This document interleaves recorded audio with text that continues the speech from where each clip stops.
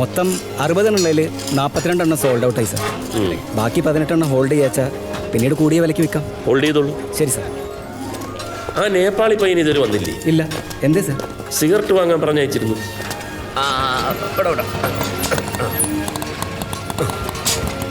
എന്തെങ്കിലും ഉണ്ടെങ്കിൽ വിളിച്ചാൽ മതി.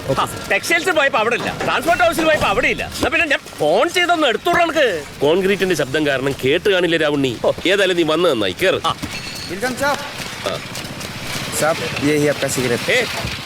ഉന്നോട് ഞാൻ 555 സിഗരറ്റ് എന്ന് സൊന്നേ. ഏണ്ടാ കൊയരാളാ ഇപ്പടി साहब वही है फॉरेन का सिगरेट है. 555 എന്ന് സൊന്നാ 555 വാങ്ങിയിടണം. ഈ നേപ്പാളികൾക്ക് മലയാളം അറിഞ്ഞൂടാ. നേപ്പാളികൾക്ക് തമിഴ് നന്നായിട്ട് അറിയാം. അതും ശരിയാ. പോയിക്കോ. Joao Joao Joao. जी साहब. ആവോ ആവോ. ഈ സിഗരറ്റ് എന്ന് പറഞ്ഞാൽ 555 വേറെ എന്താണെങ്കിലും അതിന്റെ ഒരു സുഖം വരില്ല. ലെവൻസിന്റെ നീ എന്ന് മുതലടെ 555 ഒക്കെ കാണാൻ തുടങ്ങിയത്? പണ്ട് ആരോ വലിച്ചെറിഞ്ഞ നല്ല സ്റ്റാൻഡേർഡ് ബീഡിക്കുറ്റി ആരും കാണാതെ തെരഞ്ഞു പെറുക്കിയെടുത്ത് പൊടി തട്ടി നീ ഞാനൊക്കെ ഷെയർ ആയിട്ട് വലിച്ച ആ പഴയ കാലം നീ പാടെ മറന്നൂല്ലേ? നീ ഇപ്പോഴും അത് ഓർത്തോണ്ടിരിക്കുന്നുണ്ടാ എപ്പോഴും മുറിബീടി വലിച്ച് നടക്കുന്നത്. എടാ കാശുണ്ടായാൽ അതുപോലെ ജീവിക്കാൻ പഠിക്കണം. Money making is an art. എനിക്കിതിന്റെ ഈ മണി ഫിലോസഫി ഒന്നും മനസ്സിലാവില്ല. ഇനിയിപ്പോ മനസ്സിലാവേ വേണ്ട. പെണ്ണും പെടക്കോഴിയൊന്നും ഇല്ലാത്തവനല്ലേ ഞാൻ. നിന്റെ നിഴലായിട്ട് ഇങ്ങനെ കഞ്ഞിയും കുടിച്ച് കഴിഞ്ഞോളാം. വിൻസെന്റിനെ എടാപോടാന്ന് വിളിക്കാൻ അധികാരമുള്ള ഒറ്റയാളെ ഈ ഭൂമിയിലുള്ളൂ. ആ നീയാണോ എന്റെ നിഴല്? അത്രയ്ക്ക് വിനയം വേണ്ട. നീ ഇങ്ങനെ ഓരോന്ന് എന്റെ തലയിൽ കെട്ടി വെക്കുന്നോണ്ട് എന്റെ ഉറക്കം ഈ നഷ്ടപ്പെടും കേട്ടാ. കൊല്ലൂര് സ്ഥലം വിറ്റ് എന്റെ അഡ്വാൻസാ ഈ ചാക്ക് സഞ്ചിയില്. ഇത് നിന്നൊന്ന് ഏൽപ്പിക്കാൻ വേണ്ടിട്ട് ഇന്ന് രാവിലെ മുതൽ ഈ കുറുക്കന്റെ കയ്യിൽ ആമേനെ കിട്ടുമ്പോൾ കെട്ടിമറിയാ ഞാൻ. നീ പിടിച്ചേ. വേദനിക്കുന്ന ബിനാമിയുടെ ആത്മസംഘർഷം. എനിക്ക് കളി ശരി. എന്റെ ഉള്ളിലാ തീയെ ഭൂമി തീയെ. നീ എന്തിനാ രാവുണ്ണി പേടിക്കുന്നത്? നാട്ടിൽ നടപ്പുള്ള കച്ചവടമല്ലേ നമ്മൾ ചെയ്യുന്നുള്ളൂ. പാലോടനല്ലേ?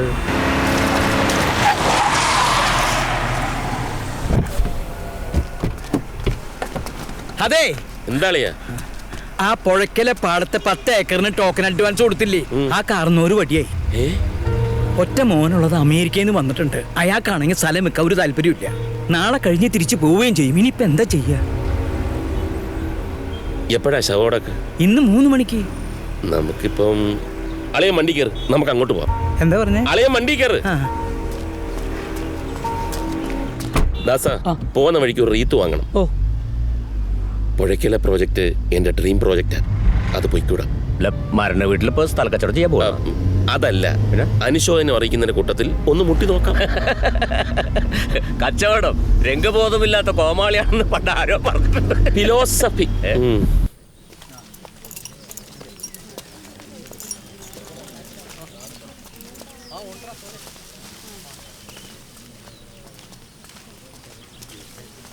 ആ നിൽക്കുന്നവനാണ് അമേരിക്കയിൽ നിന്ന് വന്ന മോൻ. ആ മൊട്ടത്തലേന്ന്.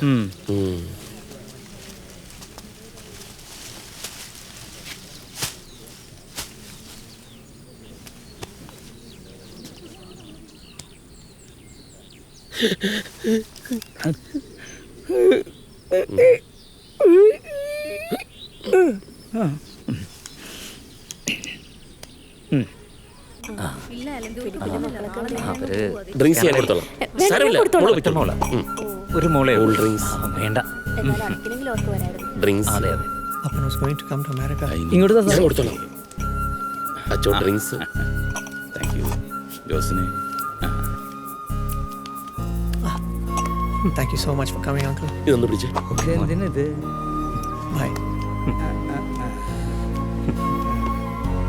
അച്ചായ വിഷമിക്കരുത്. എല്ലാം ധൈര്യമായിട്ട് ഫേസ് ചെയ്യണം. സാധാരണ അയൽവാസികളാണ് ഈ മരണ വീട്ടിലെ കാര്യങ്ങളൊക്കെ നോക്കുന്നത്. ഇതിപ്പോ ഡേവിഡിന് അയൽക്കാരുമായിട്ടൊന്നും വലിയ ബന്ധമില്ലാത്തതുകൊണ്ടാണ് ഞങ്ങളൊക്കെ ഇങ്ങനെ. Thank you, Mr. വിൻസെന്റ് ബിസിനസ്സാണ്. Vincent group of companies. Please come. Sit. മരിച്ചുപോയ തോമസ് ഏട്ടൻ എൻ്റെ അപ്പനെ പോലെയായിരുന്നു. അപ്പൻ്റെ പേര് തോമസ് എന്നല്ല, ജോസഫ് എന്നായിരുന്നു. അപ്പനെ പോലെ ആയിരുന്നതുകൊണ്ട് അങ്ങനെ പേര് വിളിക്കില്ലായിരുന്നു. ഓക്കെ. അപ്പനുമായിട്ട് എന്തെങ്കിലും ഇടപാടുണ്ടായിരുന്നോ? ഏയ്, ഇങ്ങനെ ഒരു അവസരത്തിൽ പറയാൻ പാടില്ലാത്തതാണ്. ആ പുഴയ്ക്കൽ പാടത്തെ സ്ഥലം അപ്പനുമായി വാക്കാൽ കരാറിൽ ഒരു ടോക്കൺ അഡ്വാൻസ് കൊടുത്തിരുന്നു. എത്രയായിരുന്നു അഡ്വാൻസ്? ഏയ്, ടോക്കണായിട്ട് 1 ലക്ഷം രൂപയെ കൊടുത്തിരുന്നുള്ളൂ. ബാക്കി ഡോക്യുമെന്റ്സ് വെരിഫൈ ചെയ്ത് എല്ലാം എഗ്രിമെന്റ് ആക്കാൻ ഇരിക്കുകയായിരുന്നു. അപ്പോഴാ അപ്പൻ. ഒരു മിനിറ്റ്, I'll just come. എന്താ ഇത്? ആ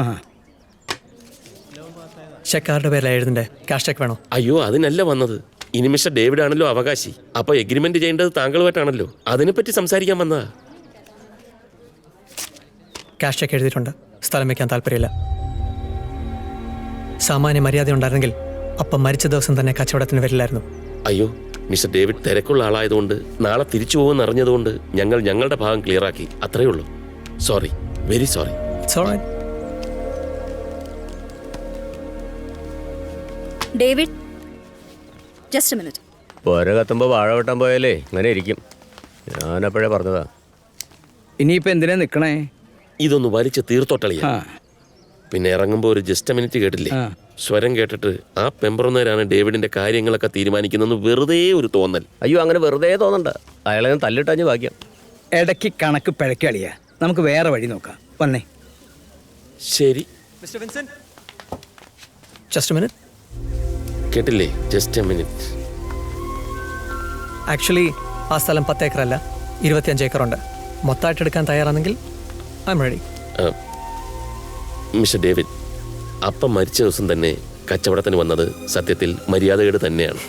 പക്ഷേ ബിസിനസ് ഒരു യുദ്ധം പോലെയാണ്. തീരുമാനങ്ങൾക്ക് ചിലപ്പോൾ ജീവന്റെ വിലയാ. അത് കൃത്യസമയത്ത് എടുത്തേ പറ്റൂ. രാവണി, ആ സഞ്ചയം കൊടുത്തേക്കു. 25 ഏക്കർ ഒരുമിച്ച് നമുക്ക് താങ്ങുമോ? അത് നമുക്ക് മാനേജ് ചെയ്യാം. ഇത് 50 lakhs.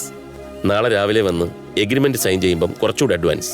4 മാസം കഴിഞ്ഞാൽ രജിസ്ട്രേഷൻ. Okay, agreed. ഇതിൻ്റെ റെസിപ്റ്റ് വേണ്ടേ? വേണ്ട, I trust you. Thank you. Vincent, നിന്നെ ഞാൻ സമ്മതിച്ചു വിട്രാ. നമസ്കാരം. നമസ്കാരം. ഉച്ച വരെ ഈ തുണിക്കടയില്, ഉച്ച കഴിഞ്ഞ ബസ് സർവീസിന്റെ ഓഫീസിലെ. അതാ പതിവ് ആൻഡോ പറഞ്ഞേ. അതാ പതിവ്. കാര്യം പറഞ്ഞോളൂ. അതായത് ഇക്കൊല്ലത്തെ ചെറക്കല്ലൂർ പൂരം കൂടുതലൊന്ന് പൊലിപ്പിച്ചാലോ എന്ന് കരുതുക. പൊലിപ്പിച്ചോളൂ. അതിനെന്താ? അല്ലല്ല, പഞ്ചവാദ്യത്തിനും ഗാനമേളക്കൊക്കെ സ്പോൺസർമാരായിണ്ട്. പിന്നെ ആനയുടെ കാര്യത്തിന് ആളായി വരുന്നേ ഉള്ളൂ. വെടിക്കെട്ടും ബാക്കിയുണ്ട്. വിൻസെന്റ് ഏട്ടനെ ഏതാ താല്പര്യം അതങ്ങടാവാം. ഇരിക്ക്. ആയിക്കോട്ടെ. ഇവിടെ ഈ ആനയും വെടിക്കെട്ടും ഒക്കെ എനിക്ക് പണ്ടേ പേടിയാ. സാധു മൃഗങ്ങളെ പേടിപ്പിക്കുക, വെടിക്കെട്ട് നടത്തിയ ആളെ കൊല്ലുക ഒരു ദൈവത്തിനും ഇഷ്ടമാവില്ലെന്നാണ് എൻ്റെ വിശ്വാസം. പക്ഷെ ചെറക്കല്ലൂർ പൂരത്തിന് എല്ലാ കൊല്ലവും ഒരു എമൗണ്ട് തരാറില്ലേ? ഉവ്വ. അത് മുടങ്ങാതെ വാങ്ങിച്ചോളൂ. അതിന് പകരമായിട്ട് ഷോപ്പിന്റെ ഒരു ഫ്ലെക്സ് പൂരപ്പറമ്പിൽ വെക്കുകയും വേണം. അത് പിന്നെ പതിവാണല്ലോ. ഇക്കൊല്ലം മെയിൻ സ്പോൺസർ ആവുകയാണെങ്കിൽ കടേരെ മാത്രമല്ല വിൻസെന്റ് ഏട്ടനെയും ഒരു അടിപൊളി ഫ്ലെക്സ് വെക്കാം. ഒരാശംസ ഫ്ലെക്സ്. തിരുമാതേതരത്തും കൂടി ആവുമല്ലോ. കുറേ കാശുണ്ടാകുമ്പോൾ ആൾക്കാരെന്താ എന്നെ ബഹുമാനിക്കാത്തതെന്ന് വേവലാതിപ്പെട്ട് അതിനുവേണ്ടി കാശിറക്കുന്ന കുറെ വേദനിക്കുന്ന കോടീശ്വരന്മാർ നമ്മുടെ നാട്ടിലുണ്ട്. എങ്കിൽ വിൻസെന്റിന് ആ വേവലാതി ഇല്ല. ഇല്ലല്ലേ? ഞാനേ പ്രാഞ്ചിയേട്ടനല്ല, എനിക്കൊരു പത്മശ്രീയും വേണ്ട. ആൻഡോ, പതിവ് കൊടുത്തരാം. പൂരപ്പറമ്പിൽ ഫ്ലെക്സ് നോക്കാൻ മറക്കണ്ട. എടിച്ചേട്ടാ, കേട്ടിയാ